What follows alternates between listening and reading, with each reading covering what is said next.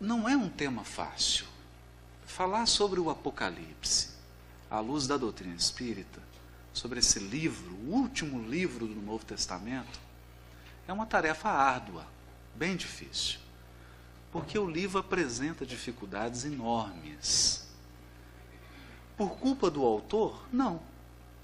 Por culpa do tempo entre o momento que o livro foi escrito e o momento que nós vivemos hoje. Porque vivemos numa outra cultura, falamos uma outra língua,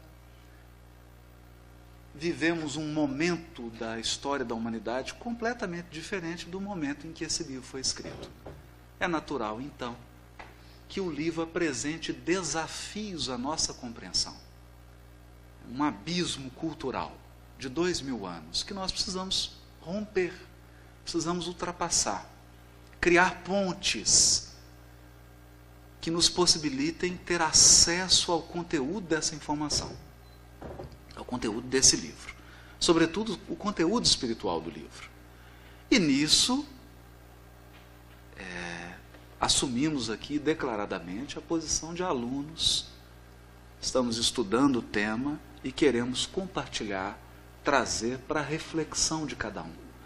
Cada um vai absorver, vai pensar, vai meditar, vai tirar suas próprias conclusões. Necessariamente não vai concordar com algumas coisas que eu vou trazer, porque o objetivo aqui é abrir o debate, é aprimorar e ampliar o nosso conhecimento do livro. Mas é preciso também fazer uma advertência. O livro O Apocalipse, ou o Apocalipse de João Evangelista, ele se transformou num objeto de mercado, num produto mercadológico. Em torno do Apocalipse, vários livros, filmes, peças, produtos mesmo de mercado foram vendidos para as pessoas e tem muita gente ganhando milhões de dólares com o Apocalipse. Não é o nosso caso, né? A nossa proposta é totalmente diferente disso, porque essa utilização mercadológica do livro Apocalipse, ela se baseia num tripé, que é a exploração da ignorância, do misticismo e do medo. Todas essas obras que abordam o Apocalipse, de um modo ou de outro, utilizam um desses pés. O medo, e o medo é uma coisa muito forte, as pessoas têm muito medo, principalmente quando estão vivendo um momento de turbulência e de transição como nós vivemos hoje, transição do mundo, instituições econômicas, sociais, políticas, o mundo está em profunda transformação. E nessa transformação, muitos acontecimentos dolorosos, como por exemplo agora o trágico acontecimento na Síria, em que centenas de pessoas, milhares feridas, centenas mortas, por causa do ódio, do separativismo. E nesse quadro as pessoas começam a alimentar um medo às vezes irracional. E esse medo somado à culpa, porque psicologicamente, espiritualmente, nós trazemos uma culpa, lembrança inconsciente dos nossos erros do pretérito. Quando você soma medo e culpa, é uma dupla explosiva. E isso gera a crendice, o misticismo. Torna as pessoas frágeis, vítimas de qualquer ideia, de qualquer proposta que nem sempre faz justiça à misericórdia de Deus. E esse é o ponto que a gente gostaria de salientar. E é o ponto central do Apocalipse. Se nós pudéssemos resumir, se nos dissessem assim, olha, você não tem tempo para fazer um seminário, não. Na verdade, a sua fala em Atlanta é de 1 minuto. Você só tem 1 minuto para falar do Apocalipse. Se eu tivesse apenas 1 minuto para falar do Apocalipse, eu diria o seguinte: a mensagem central do Apocalipse é: quem governa o mundo é Deus. Quem governa o mundo é Deus. Se você esquecer tudo, lembra disso. Segundo, Ele governa o mundo com amor, misericórdia e justiça. Então pronto, podemos ir embora. Acabou.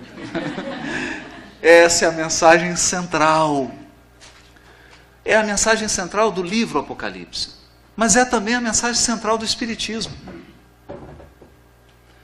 Por isso Kardec, no Evangelho segundo o Espiritismo, a Chiquinha me emprestou aqui o dela, o Osmar, é do Osmar, está aqui com o carimbinho dele, me emprestou aqui o Evangelho segundo o Espiritismo, e tem um capítulo aqui que se chama O Cristo Consolador, identificando o Espiritismo como o Consolador prometido. O Espiritismo não vem disseminar mensagens de tragédia, não vem disseminar o medo, o pavor, o horror. O Espiritismo vem consolar, esclarecer. E o livro do Apocalipse também. A mensagem central é que Deus age com misericórdia. Porque se Deus fosse severo, nenhum de nós estaria de pé. A soma dos nossos equívocos, a soma dos nossos erros espirituais é muito grande. Não fosse a misericórdia divina, estaríamos todos cabisbaixos. E é por conta da misericórdia que nós estamos de cabeça erguida, a começar pelo esquecimento do passado. Deus permite o esquecimento do passado para que a gente caminhe de cabeça erguida. Imagina você encontrar uma pessoa aqui agora e você lembrasse tudo que você fez de desagradável com ela. Você curvaria, ficaria envergonhado, andaria só de cabeça baixa e perderia a espontaneidade. E Deus não quer isso. Quer que a gente caminhe bem, de forma espontânea, alegre, mesmo devendo. Mesmo com, estou brincando, viu? Mesmo com os desafios, mesmo com os desacertos, aquilo que precisa ser reharmonizado, aquilo que precisa ser corrigido, mas com espontaneidade, de cabeça erguida. Então, primeira amostra da misericórdia de Deus, o esquecimento do passado. Mas tem mais, tem intercessão espiritual. Lembramos lá de nosso lar, a mãe intercedeu para que ele ficasse. Às vezes as pessoas imaginam que a gente sai, faz palestra, isso é mérito. Não, é intercessão. É débito. Aí os amigos espirituais intercedem, permite que a gente venha aqui. Intercessão. Porque por mérito próprio nós não temos. É como pegar um empréstimo num banco. Você toma uma certa quantia na esperança de que com o tempo você vai restituir. Vai trabalhar, vai produzir, vai gerar bens para poder restituir. No caso aqui são bens espirituais.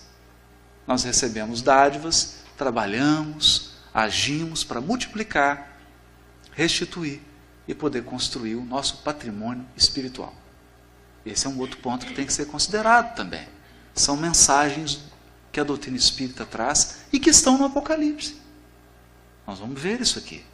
Vamos ver que isso está lá. Então, feitas essas considerações, é para que todos relaxem, fiquem tranquilos, tirem qualquer ideia de pavor, de tragédia, de holocausto. Lembrando que se isso ocorre às vezes, e às vezes ocorre, é também por conta da justiça e da misericórdia divina. Poderia ser muito pior. Às vezes o Criador permite que isso aconteça, porque os corações ainda estão muito endurecidos, muito rebeldes, e somente essas tormentas são capazes de acordar a alma. Então tudo isso está na pauta também da misericórdia e da justiça divina. Então, essas são as mensagens centrais, a nosso ver, do Espiritismo e do livro Apocalipse. Deus está no comando. Está no comando. Graças a Deus. Porque há questões na evolução do planeta que ultrapassam a cognição humana. Há questões envolvendo a evolução do orbe que estão para muito além da nossa capacidade humana, por mais inteligente seja esse ser humano. Por mais inteligente. Primeiro, eu vou trazer um aspecto para que a gente imagine isso. A dificuldade que deve ser governar o planeta. Comece pelo número de línguas que são faladas na Terra. Então já é um problema enorme. Às vezes nós temos problema para aprender um idioma novo. Imagine você ter que aprender todos os idiomas da Terra. Todas as culturas. Forma de vestir, forma de comer, forma de morar, de se comportar. Muita diversidade. São espíritos muito diferentes os que evoluem na Terra. Há desníveis espirituais e há desníveis que são culturais. Você pode ter espírito no mesmo nível, mas em culturas diferentes. Não é? Ser um espírito superior na China é diferente de ser um espírito superior em Atlanta. É diferente. Os desafios são outros. Essa diversidade é simplesmente um desafio a um ser humano. Não há um ser humano encarnado que dê conta disso. Que seja capaz de lidar bem com toda essa diversidade. E é por isso que nós temos um espírito da grandeza de Jesus governando o planeta. Porque ele sim dá conta de toda essa diversidade. Ele dá conta desses vastos problemas que envolvem a evolução do nosso planeta. Isso significa que mantenhamos a confiança. Há uma inteligência no comando. Há alguém preparado, colocado no cargo pelo Criador. Porque imagine, o Criador já tem outros problemas maiores ainda. Se nós estamos pensando nos problemas da Terra, imagina os problemas do universo. Só na nossa Via Láctea estimam 100 bilhões de sóis. E a gente acha os Estados Unidos grande. Imagina o sistema solar. Em torno de 100 bilhões de sóis.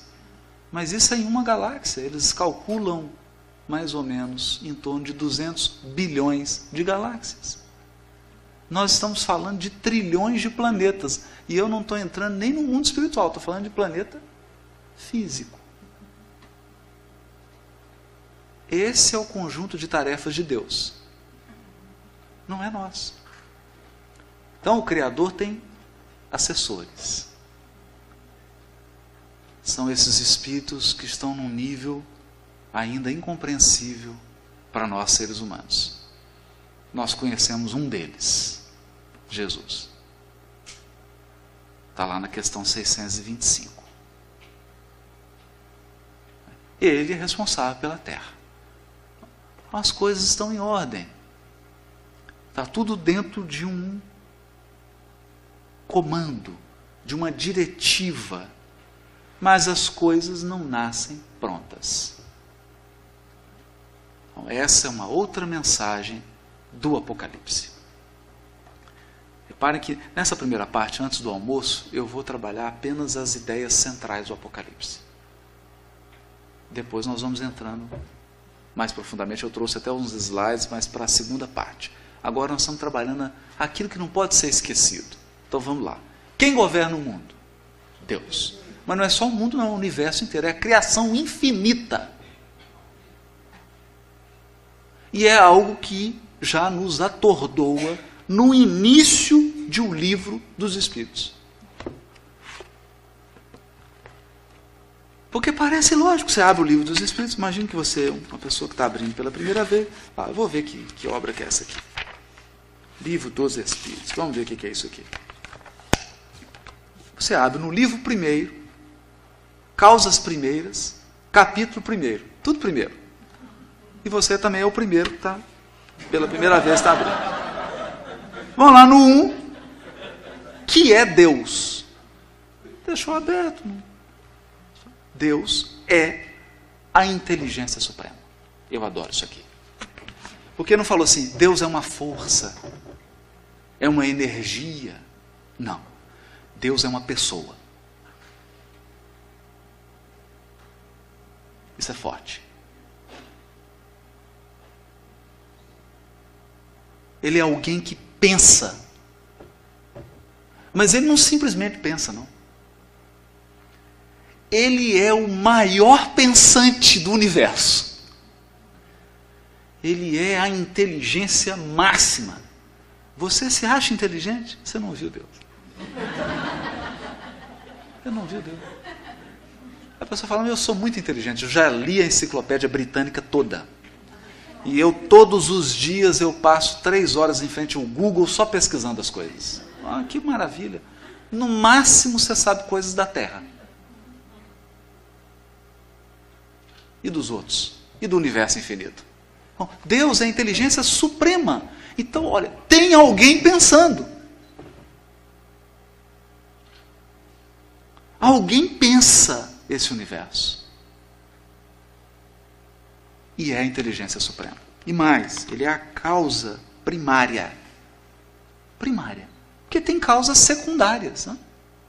Por exemplo, nós.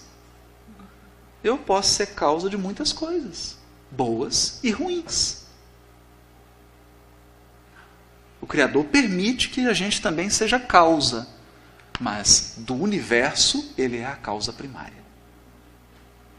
Bom, isso é ótimo também. Isso é ótimo, porque se acabar o universo não acontece nada com Deus. Deus é muito mais do que a criação. Ele que criou, ele não depende da criação para existir.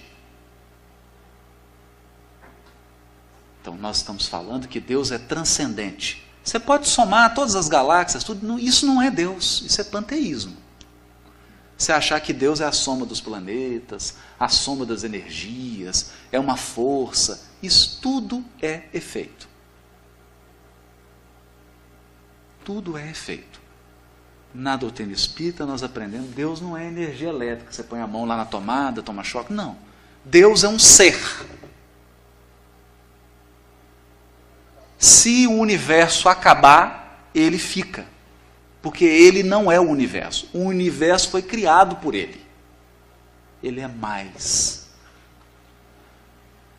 Aí você fala, meu Deus, eu não dou conta de compreender isso. Não dá mesmo. E o Kardec foi chamado a atenção. Ele foi chamado a atenção. E ele começa a fazer pergunta que tem uma hora que os espíritos falam com ele, basta. Basta. Você não vai chegar nessa compreensão. Há um limite para a compreensão humana. O que nós já ensinamos para você já é suficiente para os próximos 5 milhões de anos. Fica tranquilo. Você tem caminho a percorrer. Não preocupa. Está aqui, né? No Apocalipse há também essa mensagem. Há também essa mensagem. A mensagem do Apocalipse é que Deus está no comando, mas os problemas não chegam, não afetam a esfera dele. Olha que interessante. O que o Apocalipse vai dizer é o seguinte: olha para o mundo, parece que está tudo errado, né? Parece que está tudo errado. Quer dizer, o Apocalipse não é ingênuo. Ele olha e fala assim, nós temos um problemão no mundo. Qual que é o problemão do mundo? Chama-se o mal. O problema do mundo é o mal. para o Apocalipse. Para a gente também, né? Já imaginou se tudo no mundo fosse perfeito? Seria um mundo bom, não? Seria um mundo perfeito. Seria um mundo perfeito. Não é? Mas o mundo tem um problema, o problema é o mal. E não é só o mal moral, tem um mal, tudo. Mal físico, mal-estar. O próprio mal da condição humana, que é um corpo perecível, que envelhece, que fica fraco, que adoece. Da natureza, que também adoece, envelhece. Porque os mundos também envelhecem, as estrelas envelhecem. Então, é um problema do mal. O Apocalipse pergunta, está aqui o mal, pessoas matando pessoas, prejudicando, fazendo maldade, mas também morrendo, adoecendo, tendo problemas. Será que isso afeta? Será que isso contaminou o universo? Será que esse problema que nós vivemos aqui afetou a esfera de Deus? E o Apocalipse vai dizer, não. Na esfera de Deus, tudo é perfeito, como Ele. O que ele está tentando dizer? Que mensagem que ele está tentando passar? O problema é localizado. Nós não temos um problema cósmico. Não temos um problema cósmico. Então, se você tivesse a oportunidade de, no intervalo agora do almoço, conversar diretamente com Deus, se você tivesse 1 minuto para fazer uma entrevista com Ele. Se fosse eu faria uma pergunta. Pai, como é que está aí o universo? Como é que está aí a casa? Como é que está o universo? Ele fala assim, está tudo bem, meu filho. Olha, eu tenho bilhões de mundos felizes, habitados só por seres angélicos. Está uma beleza. Tenho bilhões de mundos que são mundos felizes. Não são todos anjos ainda, mas não tem maldade, está tudo funcionando. Tenho bilhões de mundos de regeneração. Incontáveis. Lá ainda tem uns probleminhas, mas todo mundo está com boa vontade. Tudo. Agora, tenho alguns bilhões de mundos. Né? Que estão nessa fase de expiação e prova. E esses, eles dão um pouquinho mais de trabalho para a minha administração. Não? Então, para eles, eu designo alguns emissários, eu tenho que ficar acompanhando de perto. Você sabe, né, meu filho? Ser Deus não é fácil. Tem que ficar administrando ali. Mas é um problema localizado, né? E tem outros que são muito primitivos, são bebês, são criancinhas. É só trocar a fraldinha, dar um mamar e pôr para dormir. Tem um mundo primitivo, está no início ainda. Então ele faria, é essa a mensagem do Apocalipse. O problema do mal é um mal localizado. Mas eu acho que essa mensagem ela é muito importante. Porque a primeira coisa que alguém tem a impressão, quando vai ler o Apocalipse, é que o mal tomou conta do universo e Deus está apavorado. É como se Deus falasse assim, perdi o controle. Não sei o que eu vou fazer. Perdi o controle. Não. Tem ninguém sem controle. Deus está calmo, tranquilo. Diante do infinito da criação dele, esses planetas, expiação e prova, esses que têm problema, então, não é nada. Se reunir todo. E ele é tão sábio que ele espalha. Então, em vez de ficar um sistema, 2 sistemas solares só com um planeta problemático, não. Ele coloca um problemático no meio de um tanto bom. Né? Você vê que nosso sistema, só a gente é problemático. Né? O sistema solar inteiro, só a gente que dá problema. Os outros nem corpo físico mais eles têm.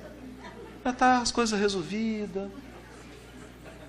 Então ele espalha para deixar bem claro que o problema é pequeno diante da grandeza infinita da criação. Essa é também uma mensagem do Apocalipse. Aí alguém vai perguntar assim, peraí, Haroldo, Por que eu leio o Apocalipse e não entendo nada disso? Bom, aí é um problema de linguagem.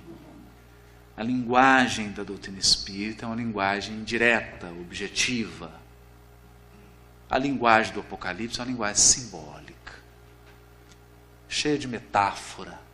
Dá mais trabalho. Mas isso são cenas dos próximos capítulos. Isso é depois. Não é para agora. Então, Deus governa o mundo, governa com justiça, com misericórdia, com amor. Existe o mal? Existe. Temos o problema do mal? Temos. Mas ele é um probleminha. Na criação infinita, proporcionalmente, ele é um probleminha. É um problema pequeno. Para nós é um problemão. Para nós é um problemão. Para Deus é um probleminha. Isso é importante. É importante a gente entender isso. Essa mensagem central. Então vamos lá. Aí vem a pergunta. O Apocalipse tenta entender a natureza do mal? Não. O Apocalipse tenta entender o que Deus pensa sobre o mal? Não. Não há discussões filosóficas no Apocalipse. O que o Apocalipse tenta é identificar os frutos do mal. Quais são as marcas do mal? Para que você reconheça o mal. Isso não está certo. Isso é bem, isso é mal. Isso é luz, isso é treva. Então, na linguagem do Apocalipse, é isso que ele tenta fazer. Identificar. Apenas em um ponto ele deixa em aberto. Por que Deus permite o mal? Bom, a doutrina espírita vai direto nesse ponto. Vai direto nesse ponto. E aí nós vamos começar pela doutrina espírita, depois, para chegar no Apocalipse. O que nós aprendemos no Espiritismo?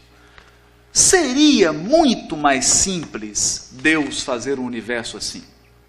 Ele vai criar um universo e ele fala assim, eu não quero ninguém imperfeito, vou criar todo mundo perfeito. Ele poderia fazer isso? Pode, sabe por quê? Ele é o Todo-Poderoso.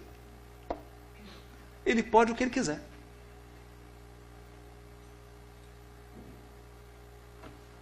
Ou alguém tem dúvida disso?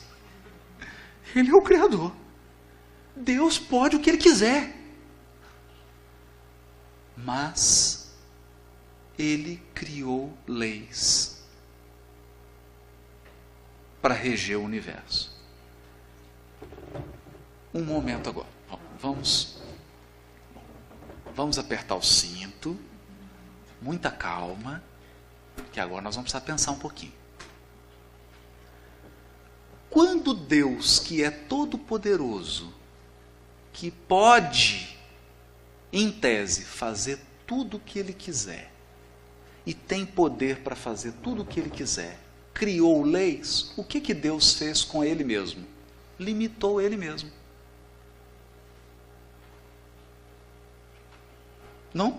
Não é? Limitou.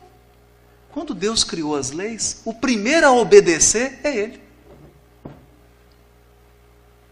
A gente não pensa nisso, né? Porque Deus podia chegar e falar assim, ó, não vou seguir minhas leis mais não. Vou fazer de outro jeito agora. Não poderia? Poder, Ele pode. Por que Ele não faz? Bom, porque Ele criou leis perfeitas. Então Ele não vai trocar o que é o melhor por algo pior. Quando você faz algo que é perfeito, isso não é humano, porque nenhum ser humano faz nada perfeito, né? Eu tenho até um amigo que brinca, né? Ele fala assim, ó, ninguém é perfeito.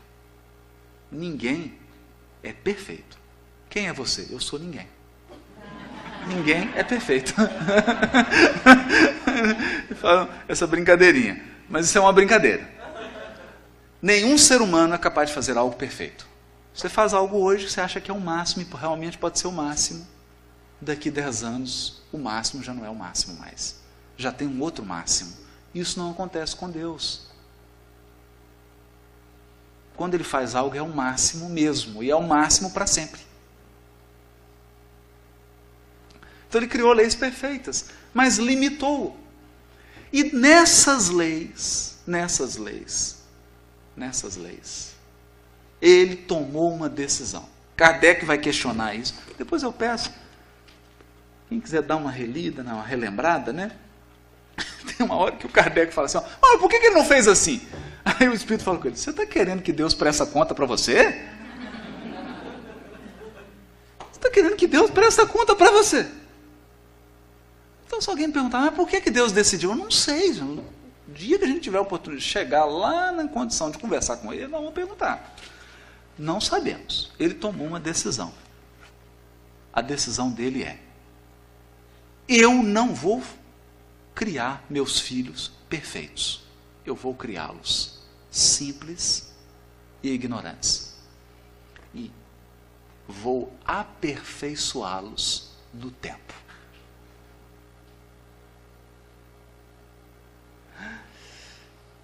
E agora?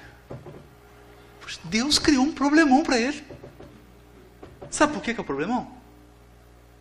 Esse é o artigo 1º. Não vou criar ninguém perfeito. Vou criar todo mundo perfectível. Simples e ignorantes, mas destinados à perfeição.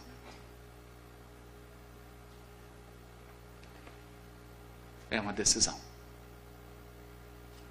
Segunda decisão dele, livre arbítrio. Olha,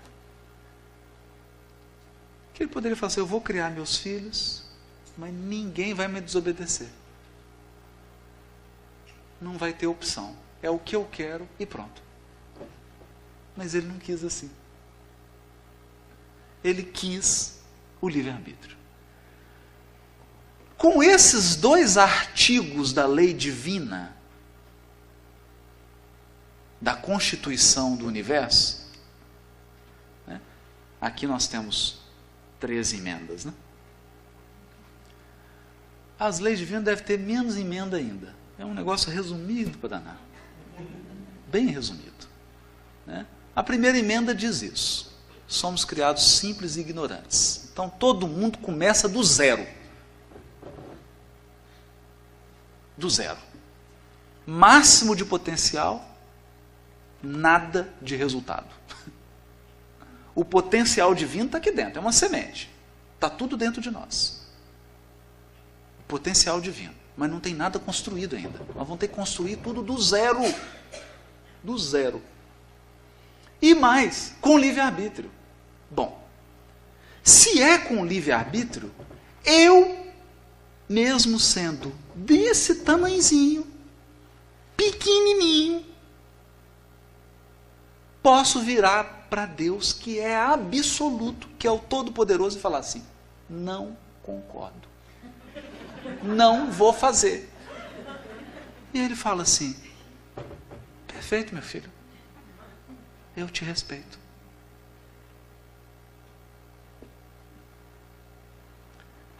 Livre arbítrio. Com isso, nasceu o mal.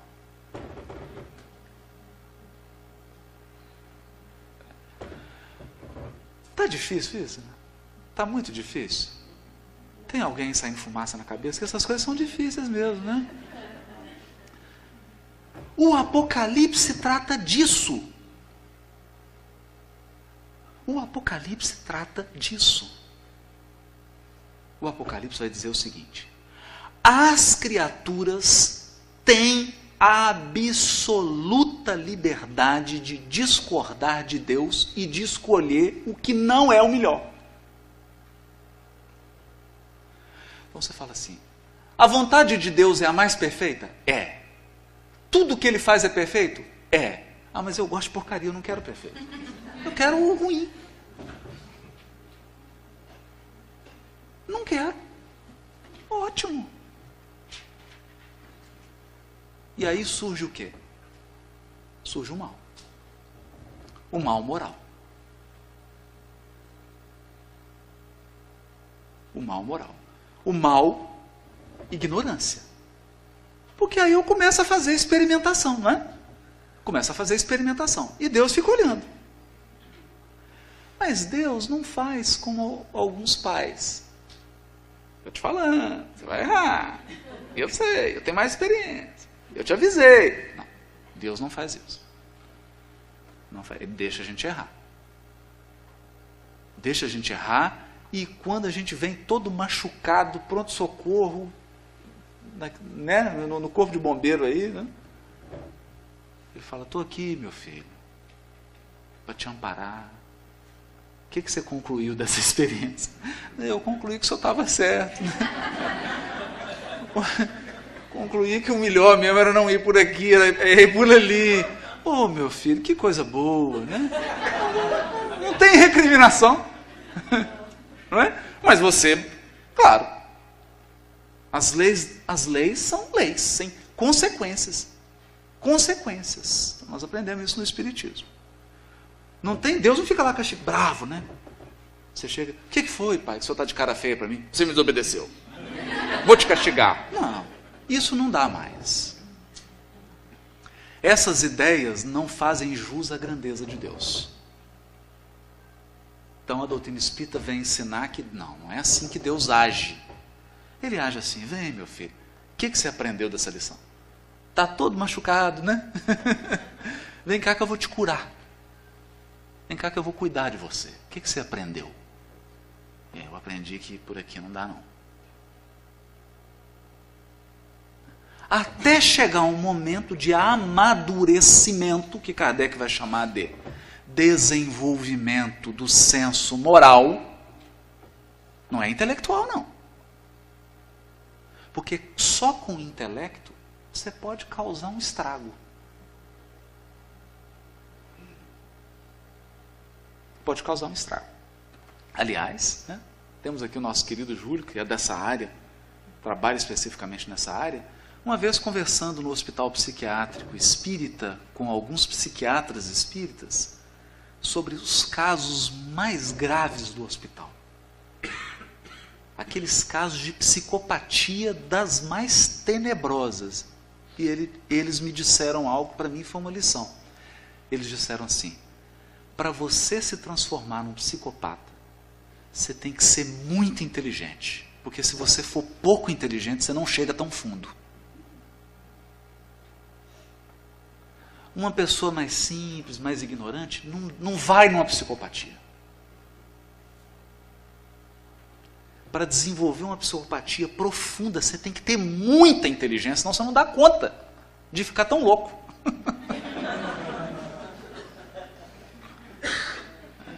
Mas é uma inteligência divorciada do sentimento.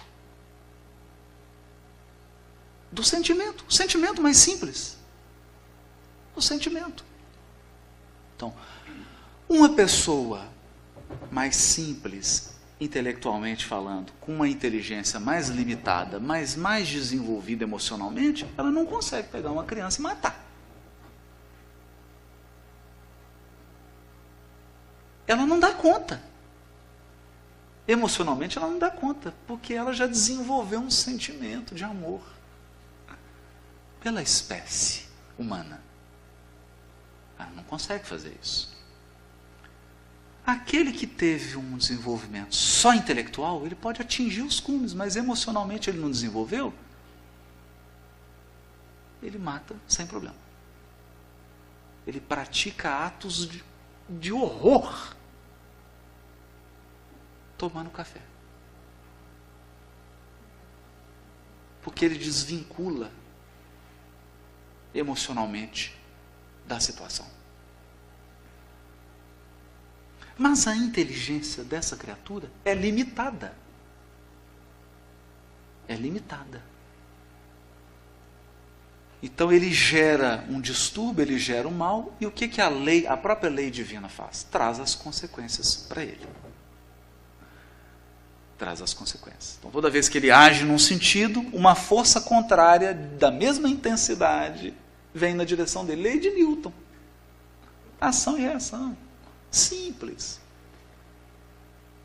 Simples. As consequências. Então, por Deus ter criado o livre-arbítrio, por Deus permitir que a gente discorde dele, assim, quem é o maior aqui?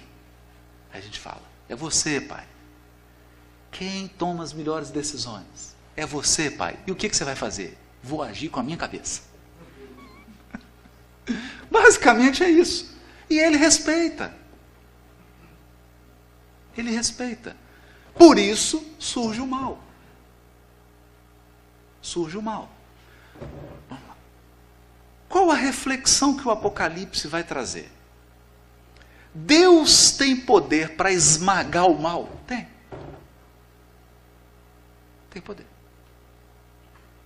A hora que ele quiser. Se ele tomar uma decisão, fala assim, não quero mais o mal no universo.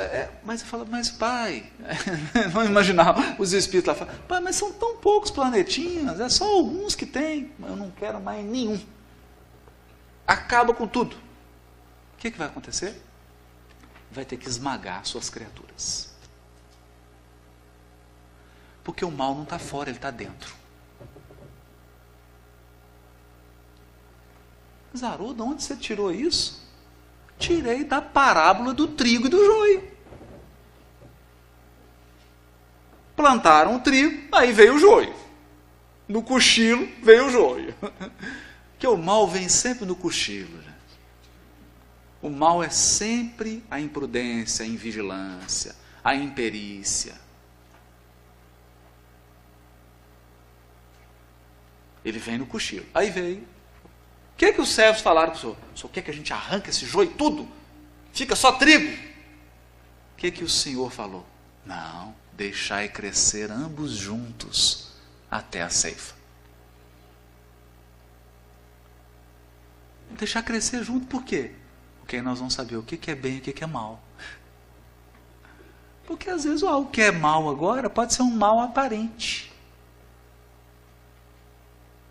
É o tempo que vai dizer. É o tempo que vai dizer.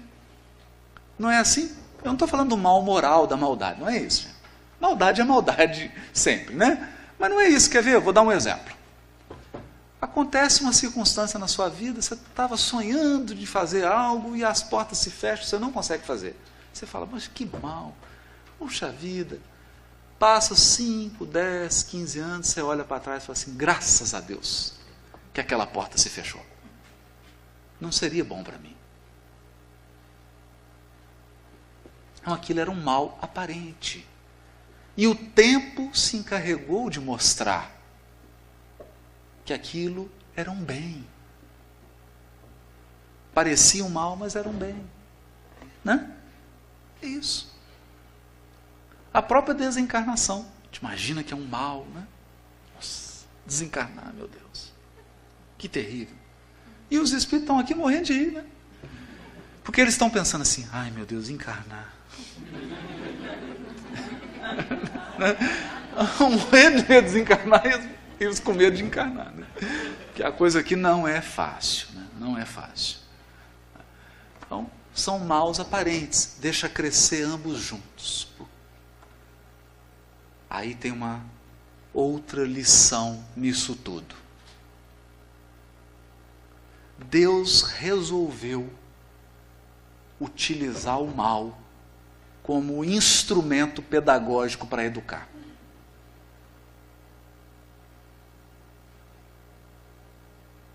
Instrumento pedagógico para educar. Não, essa eu não entendi, Haroldo. Não entendi. Então, eu era muito jovem quando chegou nas minhas mãos, 15 anos de idade, chegou o livro Nosso Lar. Me encantei, bebi, li, varei noite lendo. Aí fui ler a série André Luiz, e aí li um livro maravilhoso. Eu vou ter que contar o final, tá chato. Vou ter que contar o final do filme. Não vou falar qual que é o livro para não tirar pelo menos toda a surpresa, né? Deixar um pouquinho da surpresa. Era um livro que fala de um problemão numa família, um problema enorme. E tinha um benfeitor, o orientador do André Luiz, ele se desdobrava, ele ajudava todo mundo, ele resolvia, ele ia para cá, ia para lá. E você fica encantado com ele, você cria uma afetividade com aquele benfeitor, na hora que você está lendo o livro, né? Chega no final do livro, sabe o que a gente descobre? Aquele benfeitor foi o causador de todo o problema que ele estava resolvendo.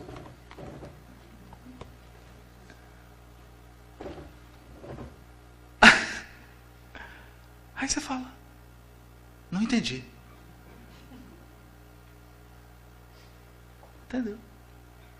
O que aconteceu? A bondade divina permitiu que ele cometesse os erros. Aquele erro serviu como educação, como processo educativo para todo mundo. E agora, exatamente por causa daqueles erros, aquele espírito se transformou num benfeitor. E como a lei é de justiça absoluta, quem causou o problema? Porque tem uma regra no universo que é o seguinte: quem sujou, limpa. Quem tirou do lugar, põe no lugar de novo. Quem tomou, devolve. Vocês acham que essas regras são razoáveis? Eu acho bem razoável. Não é? Porque imagina se a regra fosse assim: fulano sujou, o outro limpa. Não é justo. Uma turma que limpa, outra que suja. Então a regra no universo é assim: você sujou, você limpa. Você tirou do lugar, você põe. Você recebeu uma pessoa, usou lá da sua lábia, conquistou aquela pessoa, fez todas as promessas para ela, prometeu mundos e fundos, depois você abandona aquela pessoa, ela se perturba. Quem que vai devolver o equilíbrio emocional e psíquico para aquela pessoa? Adivinha quem? Você. Você que vai recebê-la.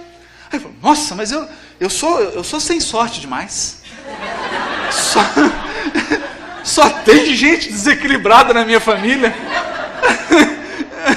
Ai, quem que causou tanto desequilíbrio assim, né? E os amigos espirituais estão assim, não fala, porque é falta de caridade. Não revela. Ele vai descobrir que é ele mesmo. Ele vai descobrir que foi ele mesmo. Então a gente recebe aquelas pessoas todas que a gente desequilibrou para reequilibrar. Para reharmonizar. E nesse trabalho pedagógico, a pessoa cresce, ela se aperfeiçoa, ela se ilumina e o mal é vencido.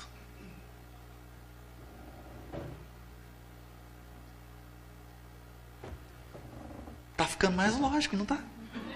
Porque imagina se Deus usasse o mal para combater o mal. Seria um problemão. Seria um problemão. Se eu usar as armas do mal para combater o mal, eu me transformei num malvado. Qual que é a diferença que tem entre o criminoso e o justiceiro? Ambos estão fazendo maldade. Ambos estão usando da violência. Deus seria um matador de aluguel. Aconteceu um problema aqui, vem ele com todo o seu poder e esmaga. Não seria Deus, seria o Hulk, Smash, né? Está lá no filme? Hulk, Smash. Então Deus seria um Hulk. Esmagaria. Deu problema, chama Deus que ele esmaga. E tem religiões e tem pessoas que nutrem isso. Essa é a expectativa. De que Deus vai formar um exército, vai pegar arma, vai matar os outros. Vai destruir. Os processos que Deus usa para eliminar o mal são processos do amor, não do mal. São processos da luz, não da maldade. Essas são as ideias centrais que o Espiritismo nos ensina e que estão no Apocalipse. Agora nós vamos parar. para fazer o nosso intervalo para o almoço. E depois nós vamos voltar para entender qual a linguagem que o Apocalipse usa para nos dizer essas coisas. Até daqui a pouquinho.